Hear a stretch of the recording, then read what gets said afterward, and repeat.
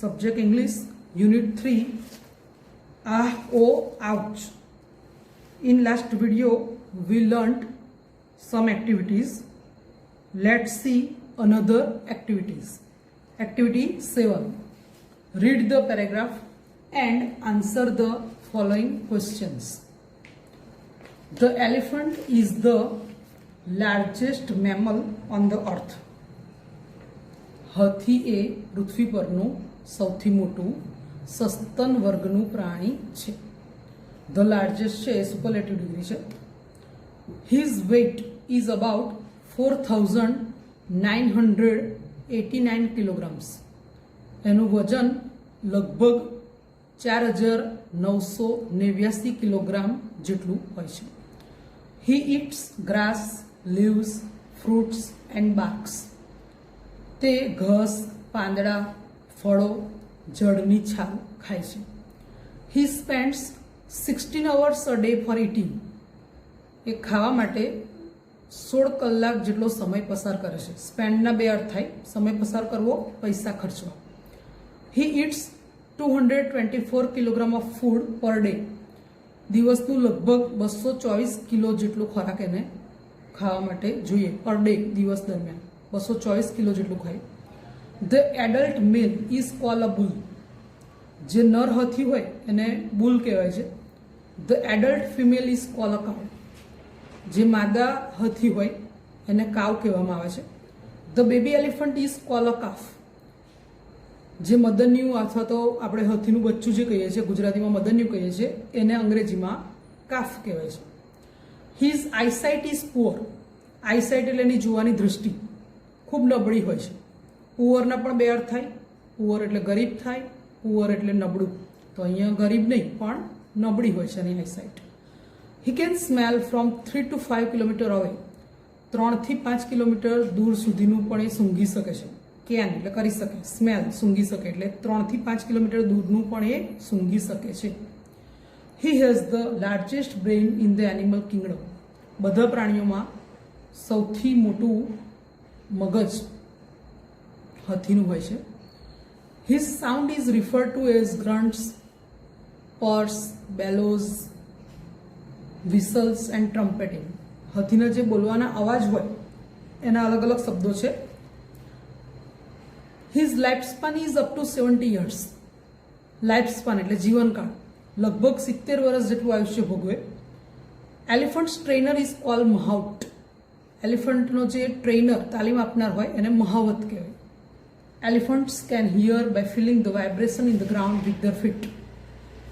હાથી એના પગની જે ધ્રુજારી થાય એના વડે પણ ફિલિંગ જે થાય વાઇબ્રેશન, ધ્રુજારી, એનાથી પણ સાંભળી શકે છે. આ પેરેગ્રાફ આપણે સમજ્યા એના પરથી ક્વેશ્ચન આન્સર લખવાના છે. ક્વેશ્ચન્સ તો હોય આપેલા એટલે આન્સર લખવાના છે. તો પહેલો ફર્સ્ટ ક્વેશ્ચન જોઈએ. What is the average weight of the elephant? Average weight એટલે સરેરાશ વજન. હાથીનું સરેરાશ વજન કેટલું હોય? પૂરા વાક્યમાં જવાબ લખીએ તો the average weight of the elephant is about 4,989 kilogram.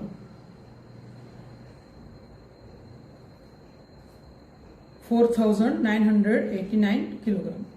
How many hours does an elephant spend for eating? Second line આપણે જોઈ કે he spends 16 hours a day for eating. તો પૂરા વાક્યમાં લખવો હોય જવાબ તો an elephant spends 16 hours a day for eating. How much food does an elephant take in a day? દિવસ દરમિયાન કેટલા કિલોગ્રામ જેટલું એ ખાય છે? An elephant takes 224 kilogram of food per day. આપણી સેકન્ડ લાઈન છે ને, he eats 224 kilogram of food per day. 224 kilo જેટલો ખોરાક જોઈએ. What does an elephant eat? હાથી શું ખાય છે?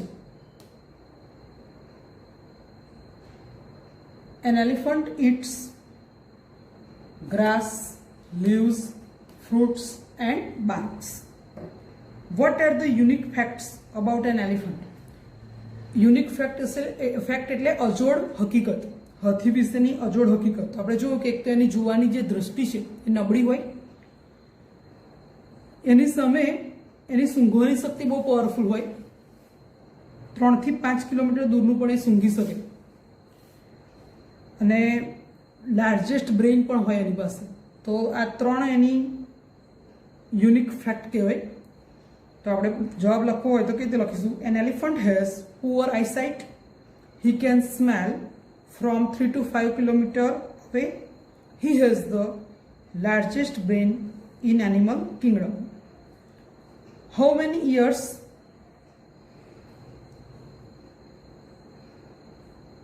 can an elephant live? કેટલા વર્ષ સુધી જીવી શકે? આપણે જીવનકાળ, લાઈફ સ્પાન જોયું 70 years, બરાબર? An elephant can live up to 70 years. Which words describe elephant sounds?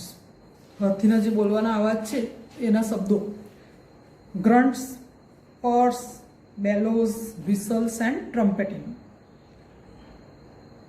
Describe an elephant's sounds. Who trains the elephant? એલિફન્ટને કોણ ટ્રેન કરે? હુથી જ્યારે પ્રશ્ન પૂછાય ત્યારે આપણે કરતા, ક્રિયા કરનાર વ્યક્તિ લખીએ છીએ, તો કોણ ટ્રેન કરે? મહાવત. મહાવત trains the elephant. B activity: what will they speak? Find out proper expressions from the bracket and write in the blanks. Proper expressions એટલે યોગ્ય અભિવ્યક્ત કરવાની રીત. કોઈ વાક્ય હોય તો આપણે એને, કોઈની બર્થડે છે, બરાબર, તો આપણે હેપી બર્થડે કહીએ, તો એ ટાઈપના અહીંયા સેન્ટેન્સીસ તમને આપેલા છે. તમારે યોગ્ય એક્સપ્રેશનનો યુઝ કરી અને યોગ્ય જગ્યાએ યોગ્ય શબ્દ લખવાનો છે. એક એક્ઝામ્પલ આપેલું છે: Riya misses the train. Riya train ચૂકી ગઈ, તો oh no. Maria sees an accident. Accident થાય એવું આપણે સાંભળીએ તો ભગવાનને યાદ કરીએ આપણે, બરાબર. O God. Leela sees a beautiful flower. સુંદર ફ્લાવર જોયું તો how beautiful. Asha gives a good idea. સારો વિચાર આવ્યો ને તો what a wonderful idea. Jigar wins the race. સ્પર્ધામાં જીતી ગયો છે તો bravo. Joya sees a dinosaur's picture. Dinosaur એક મહાકાય પ્રાણી હતું જે અત્યારે લુપ્ત થઈ ગયું છે, બરાબર. બહુ વિશાળ હતું એટલે સો હ્યુજ. હ્યુજનો અર્થ વિશાળ થાય, બીજો અર્થ લાર્જ એટલે પણ વિશાળ. Activity 8: complete this questions using words from the boxes. આપણે અગાઉના વિડીયોમાં હાઉ મેની અને હાઉ મચ વિશે શીખી ગયા હતા, એનો જ યુઝ કરીને બ્લેન્ક્સ પૂરવાની છે. How many blanks R there in a blank. હમણાં તમને આન્સર પણ આપેલા છે, એ આન્સર જવાબમાં આવે એ રીતે લખવું હોય આપણે તો પણ લખી શકીએ. આપણે અહીંયા પહેલું 12 લઈએ તો 12 જવાબમાં આવે એ રીતે લખવું હોય તો how many months R there in a year. How many months R there in a year. ધારો કે 7 આન્સરમાં આવે એવી રીતે લખવું છે તો how many days are there in a week. How many hours are there in a day. How many weeks are there in a year. How many minutes are there in an hour. આ ટાઈપના આપણે sentences લખી શકાય. Observe the pictures below. Make questions using how many or how much. આમાં પણ આપણે how many અને how મચનો યુઝ કરી અને જે સેન્ટેન્સીસ આપેલા છે એના આન્સર એ લખવાના છે, અને અમુકમાં આપણે ક્વેશ્ચન્સ પણ અધૂરા આપ્યા હોય તો એ લખવાના છે. Then write the answers in the space given. One is done for you. Example: how many cups of ice creams are there in the picture? ચિત્રમાં દેખાય છે કેટલા કપ છે? 3 cups છે, બરાબર. તો there are 3 cups of ice creams in the picture. How much ice cream is there in the second cup? Cup ગણી શકાય છે એટલે આપણે હમણાં 3 વાપરી. હાઉ મેનીથી પ્રશ્ન પૂછ્યો, 3 વાપરી, બરાબર. હવે જે આઈસ્ક્રીમ છે એ આપણે વજન પર લાવીએ છે ને, 100 ml છે, 200 ml છે, 50 ml છે, તો એના માટે આપણે મચથી પ્રશ્ન પૂછ્યો how much ice cream is there in the second cup. આ જે બીજો કપ છે એમાં કેટલો આઈસ્ક્રીમ છે તો 200 ml છે. तो वाक्य रचना केवी रीते लखाशे? There is 200 ml of ice cream in the second cup. How much money will you pay for the third cup? आ त्रीजो कप આપણે ખરીદવો હોય તો કેટલા રૂપિયા ચૂકવવાના? I will pay 10 rupees for the third cup.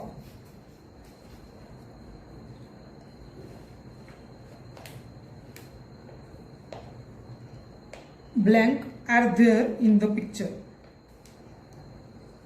ચિત્રમાં દેખાય છે કે 3 બોટલ છે, બરાબર? બોટલ ગણી શકાય છે એટલે હાઉ મેની થી પ્રશ્ન પૂછીશું. How many bottles are there in the picture એટલે અહીંયા આપણે હાઉ મેની બોટલ્સ લખવાનું, આન્સર પણ લખવાનું છે. There are 3 bottles in the picture. How much cold drink is there in the first bottle? પહેલી જે બોટલ છે એમાં કેટલું કોલ્ડ ડ્રિંક છે? 200 ml છે. તો there is 200 ml cold drink in the first bottle. Blank will you pay for the second bottle? Second bottle ખરીદી હોય તો કેટલા રૂપિયા ચૂકવવાના? 40 રૂપીસ ચૂકવવાના છે ને, એવું ચિત્રમાં નીચે તમને પ્રાઇસ પણ આપેલી છે. પ્રશ્ન પૂછવા માટે હાઉ મચ મની અહીંયા આપણે લખવાનું how much money will you pay for the second bottle અને આન્સર લખવાનો I will pay ₹40 for the second bottle. Books આ ચિત્રમાં જુઓ બુક્સ છે, બરાબર? એ પણ ગણી શકાય છે એટલે આપણે પ્રશ્ન પૂછવાનો how many. How many books are there on the shelf? સેલ્ફનો અર્થ થાય અભરાઈ. આપણે ઘરે વસ્તુઓ મૂકવા માટે અભરાઈ બનાવીએ એને સેલ્ફ કહેવાય. આન્સર લખીશું there are 5 books in on the self. There are 5 books on the shelf. Blank do they cost? હવે જો આગળની જે બે આઈસ્ક્રીમ કપ્સ અને કોલ્ડ ડ્રિંક્સ હતું એમાં પ્રાઇઝ આપેલી હતી, જ્યારે આમાં અને નીચેનું જે પિક્ચર છે એમાં પ્રાઇઝ આપેલી નથી. પણ ચોકડીઓ પણ મોંઘી આવે અને સફરજન પણ મોંઘા આવે, બરાબર? તો આપણે જવાબમાં લખીશું, પહેલા પ્રશ્ન પૂછે how much do they cost અને જવાબમાં લખીશું they cost a lot. Price આપેલી નથી એટલા માટે they cost a lot. સફરજન ગણી શકાય છે એટલે પહેલા અહીંયા પ્રશ્ન પૂછીશું આપણે હાઉ મેની થી. How many apples are there in the basket અને એનો આન્સર લખીશું there are 10 apples in the basket. How much do they cost? They cost a lot.